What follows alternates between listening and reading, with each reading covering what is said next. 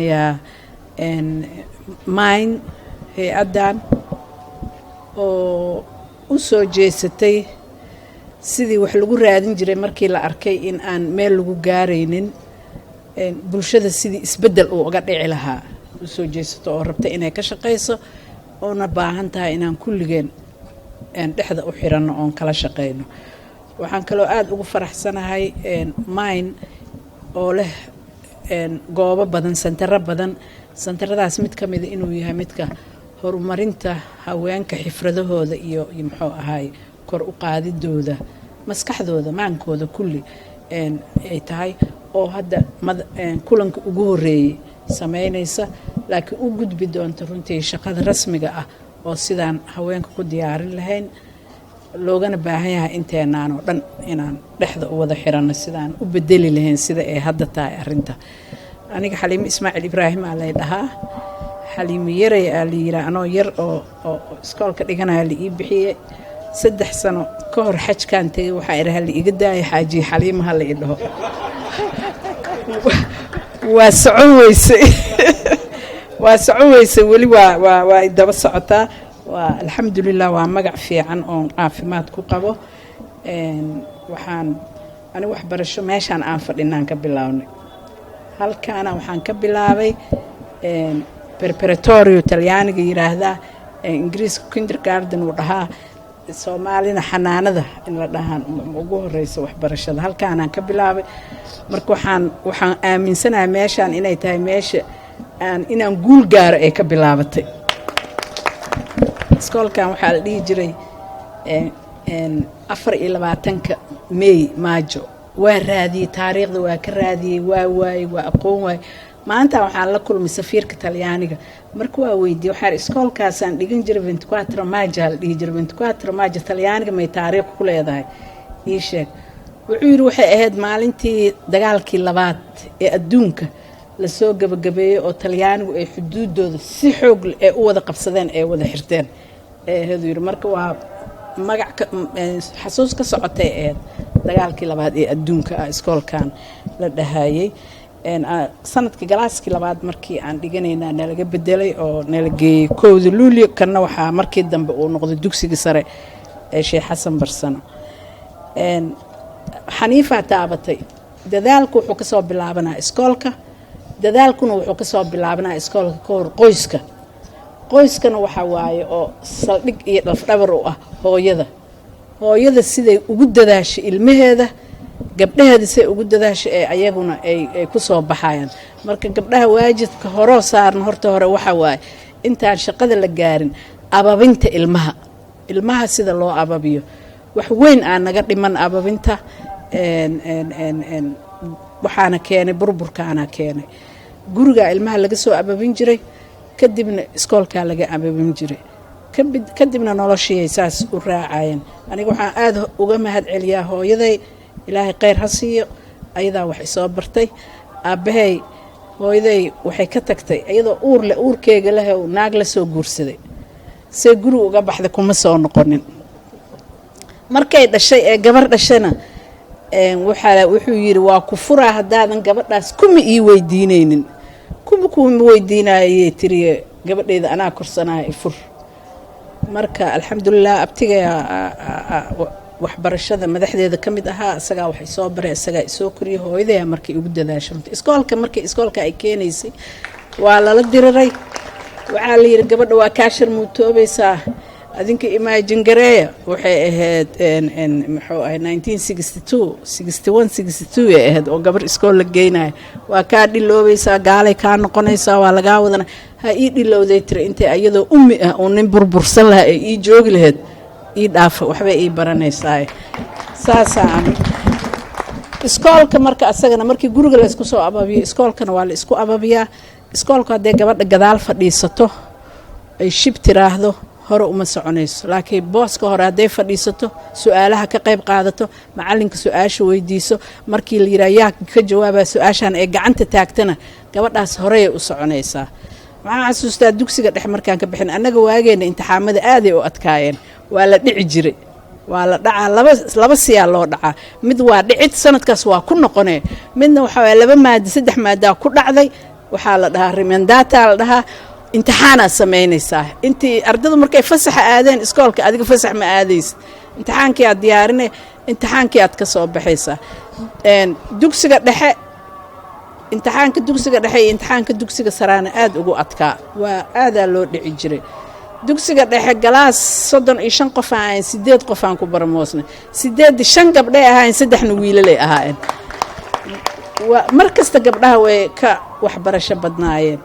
marka geesinimada meeshaas ka soo bilaabataa waxaan bilaabnay marka ururo waxa ka jiray doodo ururo kuwa muxuu ahaay curyaaminta la shaqeeyo kuwa wax tola kuwa muxuu ahaay iskoolka jamciye u soo noqdo oo dhaqa sibaa loo kala kuwa riwaayado sameeyo oo riwaayada la sameeyna arrimo bulsho oo tiro badan ka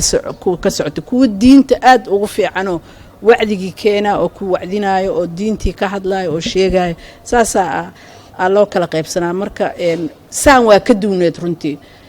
laakiin waxaan rabnaa hadda sidii in loo noqdo oo bulshada isbedel weyn in aan ku sameeyno shaqada marka aan jaamacadda beeraha aan aaday waxaan ahayn 28 qof aan ahayn galaaska jaamacadeena 2 gabdhoodaan ku jirnay 2 xaliimaan ahayn waa ka tartan badneen waa ka buunda fiicneen wiilasha waa isla ekeen kuwana waa naga koreeyeen kuwana waa ka koreeynay dhaxdaan uga jirnay aadaan u wanaagsaneen jaamacaddana waagaas macallimiin ma lahayn macallimiin talyaani ha imaanayeen marka waxaa la diyaarinayay macallimiin Soomaali ah sanad kasta waxaa la qaadanayay 3-4 ugu buunda badan ugu darajada badan fasalkaas sanadkaas ka soo baxaysa si loogu diyaariyo inay macallin noqdaan oo talyaanigaana loo diray waana la soo tababaray waa imaanaynay waa noqonaynay waa imaanaynay ilaa galaaskeena marka labadeena gabdhood ani waxaan galay 4 qof oo la qaadanay aan ka mid noqday oo aan ilaa marka aan macallimad buuxda ka gaaro oo boqolkiiba muxuu ahay 100 maadada aan dhigo anoo boqolkiiba 100 maadada dhigaya dagaalkii dhacay waligay professor Xaliima ma aanan dhigan maadadana boqolkiiba 100 waa dhiganay barkay waxaan ogahay maada kaliya aad dhigatid professorku ma noqonaysid professorku waxa lagu noqonayaa inta xiso aad dhigtay inta research aad samaysay inta muxuu ahaay teesi aad wax ka qortay oo aad diyaarisay aad lagu noqdaa laakiin qof oo dugsiga hoose dhigaya professor meeshaan la leeyahay wali sababtaasaan systemka ingiriiska iyo systemka talyaaniga waa kala duwan yahay sababtaasana marka waligay u dhigan barkay ma gaarin intaas oo research ma aanan sameeynin way yareed waxa aan sameeyay hadii loo fiiriyo markaas meesha aan joogo laakiin haday sii socon lahayd waan gaari lahaa laakiin markasta waxaan ku dadaali jiray qofka wiilka wuxuu qaban kara inaan qaban karaan muujinayna oo u taagnayn oo aan ku murmay aan u soo taagnayn mar gabdhaha malihin muxuu ahaay howlihiini mas'uuliyadiini saas ay tahayna hooyaan ahaa ilmaan dhalay jaamacaddana waa dhigay aroortii aan u dheelmanay waa ka soo noqonay hadda wadankuna sidaan ma ahayn adaa baabuurkaaga iska wadanaa kulliyada beeraha oo 30 kiiloomitir noo jirtaan subaxii aadaay ka soo dhigay ka soo noqonay nabadaas la haystay nabaduna waana kaalmeynaysay hadda ma haysiin nabadan gabdho badan ah marka halkaan fadhiyo oo professionals ah waxa la idinka rabaa marka inaadnan fiirinin muxuu ahaa intimidationka ama muxuu ahaa cabsi gelinta la idinku hayo inaan la fiirin waxa kale oo loo baahan yahay inaan jaamacadihii tagno oo gabdhaha aan geesinimo gelino oo gabdhaha aan tusino in la socon karo in hore loo socon karo maalin waxa xasuustaa ma og faadmo jaamacadiina inay ahayd dibeeda lagu qabtay gabdhaha sheekh wadaadaa yimid hadda magacyada inta ka sheega bari waxa la igu soo dhigaa waxa leeyahay sheekhayaashee ka hadashaa la idhaaya ya sheekha yimid wuxuu yiri u hadlay wuxuu yiri gabar see wax looga dhigaa gabar wasiir laga dhigaa see ku soo reebo yiri wasiirkii walac waay aldhaa xafiiska aymaane wasiirkii waa dhalay umulu ku jira wasiirkii naas uu nuujina wasiirka waxa ana u jeedo gabdhihii saysan u dhahaayeen hoose galeen aniga markay isoo gaartay waxaan dhahay wasiiro horta gabdhaha wasiir waa laga dhigi karaa haddii aad leedahay kuwa yaryar aan laga dhigin oo aad leedahay ayadana doodeeda yeelanaysaa laakiin ogaaba eri gabdho waxaa jira 40 jirkii 30 jirkii ku dhalma gooyay gurigoodiina dhistay oo saacad kasta soo taagan laakiin midaan ku sheegaha iri waa xasuustaa wixii aan ku Gold Mayer buugeeda akhriya adinkana akhriya inspiration ay idin noqonaysa Gold Mayer waxay ahayd prime ministerka yuhuudda ay noqotay ay qabat Gold Mayer waa qofka kasbay meesha maanta yuhuud ay degan inay yuhuud meel kasta ay joogan ku soo noqdaan she was a very good leader leader aad u weyn ahayd ayadoo saasa ninkeeda waligiis ma cunin cunto ee ayada karinin waa isku waxay sheegay guriga say u gogleysay say u xaaqayso say u diyaarinayso cuntada odageeda guriga ilmaheeda inay karinayso ayada ay sheegaysay meesha ugu sareysayna ka gaartay dawladnimada waa la isku hayn karaa gabdhaha waxaa proof gareeyana professionalka ee wax bartay ee dibadda ku nool maanta ama America ku nool ama Europe ku nool gabdhahaas ilaa ay ka dhasho fasax ma qaadanayso way dhalaysaa 3 biloodkii fasaxay ku maqraan way soo noqonay tartan ay ku jirtaa gabdhahaas waa ka shaqo badan yihiin qof kasta laagas maxaa caawiye gabdhahaas runtii gabdhahaas challenge wadanka ay joogaana waa caawiye challenge gurigana waa caawiye oo ayada inta iskoolka dhiganaysay waa loo diiday inay banaanka u baxdo iskoolka ka imaanay guriga joog kare cuntada gogol hay buugeeda barataa jaamacadaha aniga Minneapolis aan ogahay hadaa tagtid madowga jaamacada University of Minneapolis dhigta waxa ugu badan Soomaalida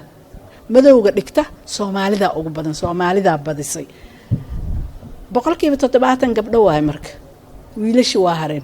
ayaga xoray ahaayeen way baxeen banooni dheelo bay aadeen banooni dheelo waxa agtiisa jooga kii daroogada gadaay kii kaniiniga gadaay kii waxa gadaay wiilashu meeshaas ku hareen gabdhihii challenge-ga way ka guuleysteen way ku soo baxeen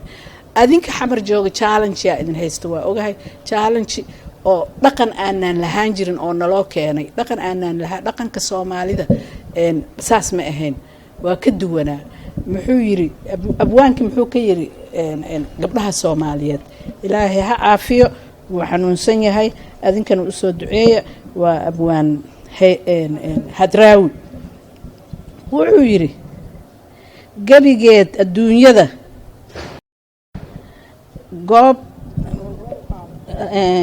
gobol u qaado hablo weerar geli kara hablo geel dhicin kara hablo geesi dili kara gobonnimada hanan kara hablo talada goyn kara garta madal ka naqi kara garashada isaga mida quruxdana ka wada gob ah geeskeena mooyee geeyi kale ma jiro gabadhaas runtii wuxuu ka hadlaa dhaqanka Soomaaliyeed ka hadlaa abwaankana wax uga weyn dhaqanka ma jiro wacyiga iyo waqtiga nahaaya wacyiga iyo waqtiga waa inaan ka adkaanaa oo bedelnaa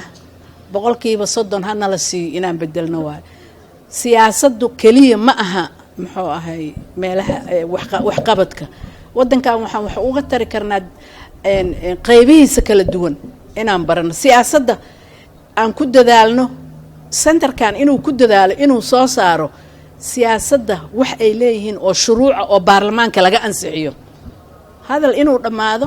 wax sharci ah baarlamaanka laga ansixiyo haweenkana lagu dhaqo ha noqoto siyaasadda ha noqoto xirfadahooda ha noqoto guryihii iyo noloshii sida ay ka noqonayso in aan ka hadalno waa maxaa nolosheena ku fududeyn karnaa maxaa cuntada ku karin karnaa oo ku fududeyn karnaa dhuxushaan seen uga bixi karna waxaas inaan ka fakarno waayo oo ku socono oo teknolojiyadaas aan abaarno si aan wadankii ugu shaqeyno waqtina u helno aan ugu shaqeyno ilmaheennina aan u ababin la'aan aan haysa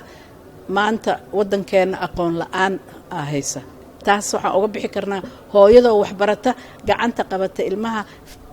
goobaha shaqadana runtii hanata oo qabata waxaan marka aan ku jirno waxaan uga bixi karnaa isku duubni